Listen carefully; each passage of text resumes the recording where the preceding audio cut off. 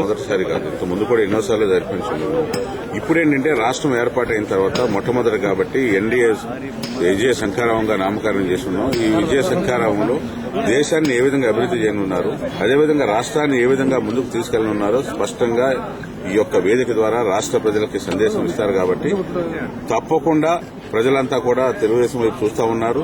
అదేవిధంగా దేశంలో కూడా నరేంద్ర మోడీ గారు ప్రధానమంత్రి కావాలని, ఇక్కడ మా నాయకుడు చంద్రబాబు నాయుడు గారు ముఖ్యమంత్రి కావాలని కోరుకుంటా ఉన్నారు. కాబట్టి దీనికి స్వచ్ఛందంగా ఇప్పటికే లక్షలాది మంది వచ్చి ఈ యొక్క సందేశాన్ని వినాలని మాకు ఫోన్లు వస్తా ఉన్నాయి. కాబట్టి ఈ సభ విజయవంతమవుతుంది. ఈ సభే కాదు, మదనపల్లి, నెల్లూరు, గుంటూరు, భీమవరం, విశాఖపట్నం సభలు కూడా విజయవంతమవుతాయి. రేపు రానున్నది ఇక్కడ రాష్ట్రంలో తెలుగుదేశం ప్రభుత్వం, దేశంలో ఎన్డీఏ ప్రభుత్వం అనేది స్పష్టంగా మాకు సంకేతాలు. తిరుపతి వెంకటేశ్వర యూనివర్సిటీ స్టేడియంలో జరగబో నరేంద్ర మోడీ భారీ బహిరంగ సభకు భారతీయ జనతా పార్టీ, తెలుగుదేశం పార్టీ చాలా ఉత్సాహంగా కార్యకర్తలు సమీకరించి ఏర్పాటు చేస్తా ఉంది. అదేవిధంగా ఈ యొక్క స్టేడియం ఆవరణలో ఈ యొక్క గుజరాత్ పోలీస్ అధికారులు, రాష్ట్ర పోలీస్ అధికారుల యొక్క సమన్వయంతో అన్ని రకాలైనటువంటి ఏర్పాట్లు, సెక్యూరిటీ పరంగా వారు చెప్పిన విధంగా సెక్యూరిటీ ఏర్పాట్లు చేయడం జరిగింది.